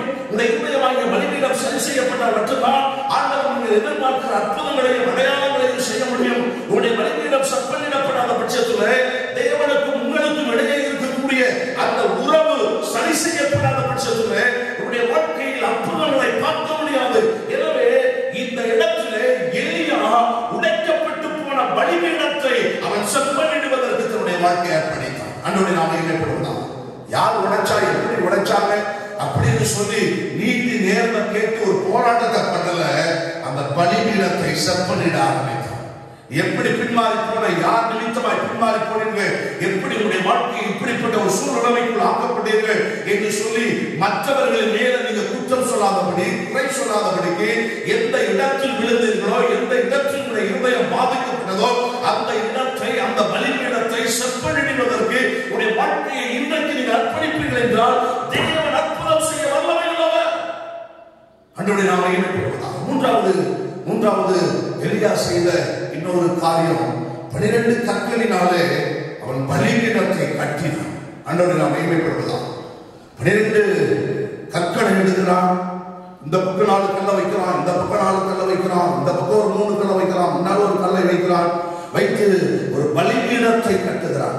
இது எதற்கு அடையாளமாய் சொல்லப்படுகிறது என்றால் ஐக்கியத்திற்கு அடையாளமாய் சொல்லப்படுகிறது. ஜனங்கள் எல்லோரும் 2 நிலைகளில் இருக்கிறார்கள். கர்த்தர் தெய்வமா, பாகால் தெய்வமா, எது உண்மை என்று சொல்லி தெரியாமல் ஜனங்கள் எல்லோரும் 2 நிலைகளில் இருக்கிறார்கள். 2 நிலைகளில் இருக்கிற அந்த கர்த்தருடைய பிள்ளைகளை பார்த்து நீங்கள் 2 நிலைகளில் இருப்பீர்கள் என்றால் அற்புதத்தை பெற்றுக்கொள்ள முடியாது. 2 நிலைகளில் குந்தி நடப்பீர்கள் என்றால் உங்களுடைய வாழ்க்கையில் அற்புதத்தை பெற்றுக்கொள்ள முடியாது. அற்புதத்தை பெற்றுக்கொள்ள வேண்டும் என்றால் உங்களுக்குள்ளே ஒரு ஐக்கியம் தேவை என்று சொல்லி அந்த ஐக்கியத்துக்கு நேராக நடத்துவதற்காகத்தான் ஆண்டவர் இங்கே எலியாவின் மூலமாக 12 கற்களை எடுத்து ஒரு பக்கம் 4 கல், இன்னொரு பக்கம் 4 கல், இன்னொரு பக்கம் 3 கல், இன்னொரு பக்கம் 1 கல், இப்படி 12 கற்களை வைக்கிறார். இது எதற்கு அடையாளம்? பழைய ஏற்பாட்டிலே 12 கோத்திரங்கள் ஐக்கியமாய் இருக்க வேண்டும் என்பதை சுட்டி காண்பிக்கிறது. புதிய ஏற்பாட்டிலே 12 சீஷர்கள் ஐக்கியமாய் இருக்க வேண்டும் என்பதை சுட்டி காண்பிக்கிறது. மேன்மை தரையிலே 120 பேர் கூடியிருந்தார்கள். அந்த 120 பேரும் அவர்கள் ஒருமனப்பட்டு ஒரு இடத்தில் இருந்த போது ஆவியானவர் வந்து இறங்கினார் என்று சொல்லப்படுகிறது. அதே போல இந்த கால நேரத்தில் நீங்கள் இருக்கிற இடத்துல உங்களுடைய சபையில நீங்கள் ஐக்கியமாக இருப்பீர்கள் என்று சொன்னால் அந்த ஐக்கியம் ஒரு பெரிய எழுப்புதலை கொண்டு வரும். ஆமென் சொல்லுங்கள். அல்லேலூயா. அந்த ஐக்கியம் உங்களுடைய வாழ்க்கையில் ஒரு பெரிய அற்புதத்தை கொண்டு வரும். அந்த ஐக்கியம் அக்கினியை கொண்டு வரும் என்பதில் எந்த சந்தேகமும் இல்லை. சங்கீதத்தின் புஸ்தகம் 133 சங்கீதம் 1வது 2வது வசனத்தை வாசிப்பீர்கள் என்றால், சங்கீதத்தின் புஸ்தகம் 133 சங்கீதம் 1வது 2வது வசனத்தை வாசிப்பீர்கள் என்றால், இதோ சகோதரர்கள் வாசம் பண்ணுவது எத்தனை நன்மையும் எத்தனை இன்பமுமானது. ஆரோனுடைய சிரசின் மேல் ஊற்றப்பட்டு அவருடைய தாடியிலே வழிகிறது, அவருடைய அங்கிகளின் மேல் இறங்குகிறதுமான நல்ல தைலத்துக்கும் ஒப்பாயிருக்கிறது என்று சொல்றார். கவனிங்க, சகோதரர்கள் ஒருமித்து வாசம் பண்ணுவது எத்தனை பெரிய ஆசீர்வாதம். கர்த்தருடைய பிள்ளைகளே, நம்முடைய வீட்டில் ஒருமைப்பாட்டையும் அன்பின் ஐக்கியத்தையும் தேவன் இந்த கடைசி நாட்களில் கட்டளையிடுவாராக. இன்னைக்கு அநேக குடும்பங்களில் ஒருமனப்பாடு இல்லை. இன்னைக்கு அநேக குடும்பங்களில் அன்பின் ஐக்கியம் இல்லை. எனவேத்தான் குடும்பத்தில் பிரச்சனை, எனவேத்தான் வேதனை, எனவேத்தான் பாடுகள், எனவேத்தான் அற்புதம் நடக்கவில்லை, எனவேத்தான் ஆண்டவர் ஜெபத்துக்குரிய பதிலை கொடுக்கவில்லை. வேதம் சொல்கிறது, 2 பேர் ஒருமனப்பட்டாலே அவர்கள் மத்தியில் நான் வருவேன் என்று இயேசு சொல்கிறார். ஆண்டவரே நாம் மகிமைப்படுவதா. 12 கற்கள் ஒன்றாக இணைந்து இணைத்து வைத்து எலியா அதற்கு இஸ்ரவேல் என்று ஒரு பெயரை இடுகிறார். ஆண்டவரே நாம் மகிமைப்படுவதா. இஸ்ரவேல் என்றால் தேவனோடும் மனுஷனோடும் போராடி மேற்கொண்டவன். எலியா ஐக்கியத்தை ஏற்படுத்திவிட்டு அடுத்தவன் செய்கிறான், அதற்கு இஸ்ரவேல் என்று ஒரு பெயர் எழுதுகிறார். அந்த பலிபீடத்திற்கு அவன் கட்டிய பலிபீடம் இஸ்ரவேல். இஸ்ரவேல் என்றால் தேவனோடும் மனிதனோடும் போராடி மேற்கொண்டவன். இஸ்ரவேல் ஜனங்கள் மத்தியிலே ஒருவனும் வர வேண்டும் என்பதற்காக இதை செய்கிறார். இஸ்ரவேல் ஜனங்கள் மத்தியில் ஒருவனும் வர வேண்டும் என்பதற்காக இதை செய்கிறார். இதை செய்துவிட்டு வாய்க்கால்களை வெட்டுகிறான். ஏன் வாய்க்காலை வெட்டுகிறான்? விசுவாச எதிர்பார்ப்போடு. ஒன்றும் நடக்கவில்லை, ஒன்றுமில்லை. ஆனால் எலியா அவன் செய்த காரியம் இந்த ஒருமனப்பாட்டை அவர்களுக்குள்ளே வர வைத்து பலிபீடத்தை கட்டி அதற்கு இஸ்ரவேல் என்று பெயரிட்டு அதற்கு பின்பு வாய்க்காலை வெட்டுகிறான். இந்த வாய்க்கால் எதற்கு அடையாளமாய் சொல்லப்பட்டிருக்கிறது என்றால், அவனுடைய விசுவாச எதிர்பார்ப்பு. என் ஆண்டவர் இதை செய்வார், நான் வாய்க்காலை வெட்டுகிறேன், என் ஆண்டவர் இதை செய்வார் என்கிற விசுவாச எதிர்பார்ப்போடு அவன் வாய்க்கால்களை வெட்டுகிறான். ஒரு காளையை கொண்டு வர சொல்கிறான். துண்டு துண்டாக சந்து சந்தாக அதை வெட்டி பலிபீடத்தின் மேல் அடுக்கி வைக்கிறான். ஆண்டவரே நாம் மகிமைப்படுவதா. இது எதற்கு அடையாளம்? தேவன் ஏற்கக்கூடிய பலிகள் நொறுங்குண்டதும் நறுங்குண்டவனான பலியைத்தான் ஆண்டவர் எதிர்பார்க்கிறார் என்று சொல்லி அதற்கு அடையாளமாக ஒரு காளையை கொண்டு வர சொல்லி சந்து சந்தாக வெட்டி ஆண்டவரே நாம் மகிமைப்படுவதா. முழுசா அப்படியே வைக்கல. எந்தெந்த இடங்கள் வெட்டப்பட வேண்டுமோ, எந்தெந்த இடங்கள் துண்டிக்கப்பட வேண்டுமோ, எந்தெந்த இடங்கள் அது சாகடிக்கப்பட வேண்டுமோ அவைகள் எல்லாம் வெட்டப்படுவதற்கு, துண்டாக்கப்படுவதற்கு, சாகடிக்க வைப்பதற்கு எல்லாவற்றையும் சந்து சந்தாக வைத்து பலிபீடத்திலே கொண்டு வந்து வைக்கிறார். ஆண்டவரே நாம் மகிமைப்படுவதா. நம்முடைய வாழ்க்கையில் இருக்கக்கூடிய நம்முடைய சுபாவங்கள், நம்முடைய தனிப்பட்ட வாழ்க்கையில் இருக்கக்கூடிய தவறான தேவையில்லாத சிந்தனைகள், இவைகள் எல்லாவற்றையும் சந்து சந்தாக வெட்டி பலிபீடத்தில் கொண்டு வந்து நாம் வைக்க வேண்டும். ஆண்டவரே நாம் மகிமைப்படுவதா. ஆண்டவரின் இருதயம் கடினமான இருதயம் அல்ல, அவர் மனதிருக்கம் உடைய தேவன் என்பது எளியாக இருந்தது. நாமே சொல்லுங்கள். அல்லேலூயா. ரோமர்கள் நிருபம் 12ஆம் அதிகாரம் 1வது வசனத்திலே சொல்லப்படுது. ரோமர்கள் நிருபம் 12ஆம் அதிகாரம் 1வது வசனத்தை வாசிக்கக்கூடிய அன்பாய் கேட்கிறேன். அப்படி இருக்க சகோதரரே, நீங்கள் உங்கள் சரீரங்களை பரிசுத்தமும் தேவனுக்கு பிரியமுமான ஜீவ பலியாக ஒப்புக் கொடுக்க வேண்டும் என்று தேவனுடைய இரக்கங்களை முன்னிட்டு உங்களை வேண்டிக் கொள்ளுகிறேன். இதுவே நீங்கள் செய்யத்தக்க புதியுள்ள ஆராதனை. பவுல் தெளிவாய் சொல்கிறார், நீங்க செய்யக்கூடிய காரியம் என்ன அப்படின்னா, உங்களுடைய சரீரங்களை தேவனுக்கு பிரியமான பரிசுத்தமான ஜீவ பலியாக அவருக்கு நீங்கள் ஒப்புக் கொடுக்க வேண்டும். ஆண்டவருடைய நாமம் மகிமைப்படுவதா. அதுக்கு பின்னால அந்த சந்தோஷமா வெட்டி வச்சுட்டு அதற்கு பின்பு பலிபீடத்திலே தண்ணியை ஊற்றுகிறான். தண்ணியை ஊற்றுறான். இந்த தண்ணீர் எதற்கு அடையாளம் என்றால், தண்ணீரின் ஜெபத்துக்கு அடையாளமாக சொல்லப்படுகிறது. தண்ணீரின் ஜெபத்துக்கு அடையாளமாக சொல்லப்படுகிறது. கண்ணீரின் ஜெபத்தை ஆண்டவர் புறக்கணிக்க மாட்டார். எலியாவுக்கு அது தெரிந்திருந்தது. என்னுடைய கண்ணீரின் ஜெபத்தை அவர் புறக்கணிக்க மாட்டார். எனவே தண்ணீரை ஊற்றுகிறார். ஆண்டவரை நாம் மகிமைப்படுவதா? அதற்கு பின்பு ஆண்டவருடைய வேலை வருவதற்காக எலியா காத்துக் கொண்டிருக்கிறார். ஆண்டவருடைய வேலை வருவதற்கு அவன் காத்துக் கொண்டிருக்கிறார். ஆண்டவருடைய நேரம் என்பது எந்த நேரம்? அதுதான் அந்திமணி செலுத்தக்கூடிய நேரம். 1 ராஜாக்கள் 18ஆம் அதிகாரம் 36ஆம் வசனத்தை வாசிப்போமே. வாசிக்க வேண்டாம், என் வீட்டில் வாசிங்க. 36ஆம் வசனத்தை வாசிப்பீங்கன்னா அதுல சொல்லப்படுகிறது அந்திமணி செலுத்தும் நேரத்திலே என்று சொல்லப்படுகிறது. அந்த அந்திமணி செலுத்தக்கூடிய நேரம் வருகிற வரையிலும் எலியா காத்திருக்கிறார். ஆண்டவரை நாம் மகிமைப்படுவதா? நம்முடைய வாழ்க்கையிலே நாம் காத்திருக்க வேண்டியது அவசியம். நம்மை ஆயத்தப்படுத்தி நம்மை சரி செய்து கொண்டு தேவனுடைய சமூகத்திலே நாம் காத்திருப்போம் என்றால் அந்த நேரம் தான் ஆண்டவர் அற்புதம் செய்கிறார். ஆண்டவர் அற்புதம் செய்வதற்கு ஒரு நேரம் வைத்திருக்கிறார், ஒரு வேலை வைத்திருக்கிறார். அந்த வேலை வரும்போது யாரும் அதை தடை பண்ண முடியாது. கர்த்தரை மகிமைப்படுத்துங்கள். அல்லேலூயா. கர்த்தரை உயர்த்துவதற்கு ஒரு நேரம் வச்சிருக்கிறார். உங்களை மேன்மைப்படுத்துவதற்கு கர்த்தர் ஒரு நேரம் வைத்திருக்கிறார். உங்களுக்கு ஒரு ஆசீர்வாதத்தை கொடுக்க வேண்டும் என்று அதற்கு ஒரு நேரம் வைத்திருக்கிறார். உங்களுடைய பிள்ளைகளை குறித்து தேவன் வைத்த பெரிய திட்டம் நிறைவேறுவதற்கு ஒரு நேரம் இருக்கிறது. உங்களுடைய தொழில் மேன்மைப்படுத்தக்கூடிய உயர்த்தப்படக்கூடிய ஒரு நேரம் இருக்கிறது. அந்த நேரம் வரும்போது யாரும் அதை தடை பண்ண முடியாது. இயேசு கிறிஸ்து தன்னுடைய முதலாவது அற்புதத்தை செய்யும்போது இயேசு கிறிஸ்துவின் தாயாகிய மரியாள் இயேசுவிடத்தில் வந்து கேட்கிறார், இந்த எல்லா நஷ்டம் இல்லையா, என்ன செய்யறதுன்னு தெரியல அப்படின்னு சொல்லும்போது இயேசு சொல்லுகிறார், என்னுடைய வேலை இன்னும் வரவில்லை. அவருடைய வேலை வந்தபோது அற்புதம் செய்கிறார். பிரசங்கியின் புத்தகம் 3ஆம் அதிகாரம் 1ஆம் வசனத்திலிருந்து 8ஆம் வசனம் வரைக்கும் நம்ம வாசிப்போம் என்றால் அந்த இடத்திலே சாலமோன் ஞானி 27 வகை காலங்களை குறித்து அவர் குறிப்பிடுகிறார். ஒரு மனிதனுடைய வாழ்க்கையில 27 காலங்கள் இருக்கிறது. எந்த நேரத்தில் எதை செய்ய வேண்டுமோ அதை அந்த நேரத்தில் கர்த்தர் நிச்சயமாய் செய்வார். உங்களுடைய வாழ்க்கையில் எந்த நேரத்தில் தேவன் அற்புதம் செய்ய வேண்டுமோ அந்த நேரத்தில் அந்த அற்புதம் நிச்சயமாய் நடக்கும். எந்த நேரத்தில் நீங்கள் எதிர்பார்த்திருக்கிற காரியத்தை கர்த்தர் கொடுக்க விரும்புகிறாரோ அந்த நேரத்தில் கர்த்தர் நீங்கள் எதிர்பார்த்த காரியத்தை கொடுப்பார். எந்த நேரம் எழுப்புதலை தேவன் கட்டளையிட வேண்டும் என்று விரும்புகிறாரோ அந்த நேரம் எழுப்புதல் வெடித்து சிதறும். அதுல எந்த சந்தேகமும் இல்லை.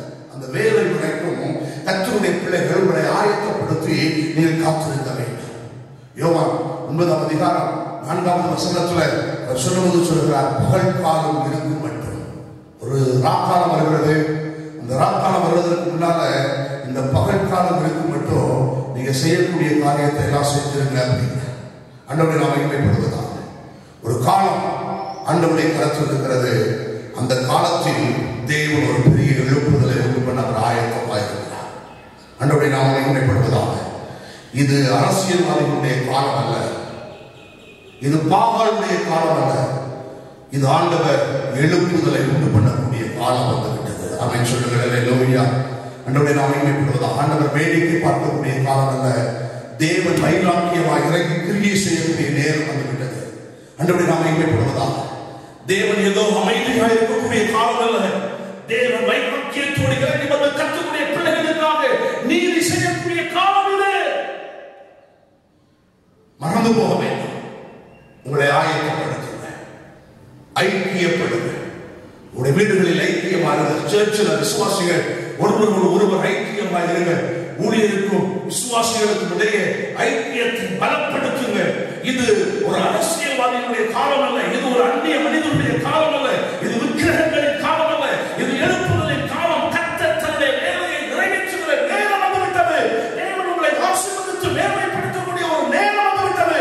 அதற்குள்ளே ஆயத்தப்படுத்தி ஐக்கியப்படுவாய் என்றால் அற்புதம் நிச்சயமாகவே நடக்கும். ஆண்டவரை மகிமைப்படுவதாக.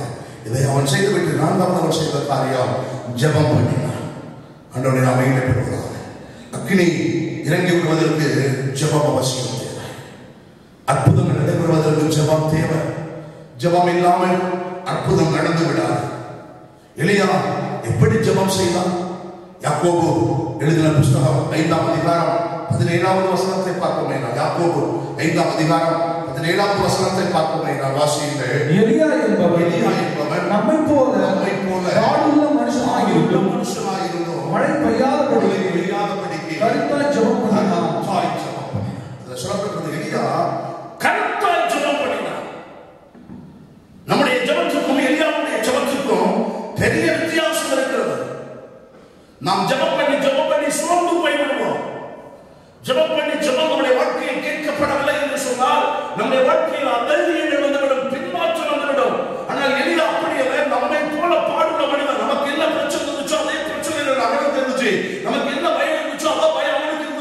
என்ன கலக்கங்கள், என்ன தயக்கம் இருந்ததோ அதெல்லாம் அவனுக்கு இருந்தது.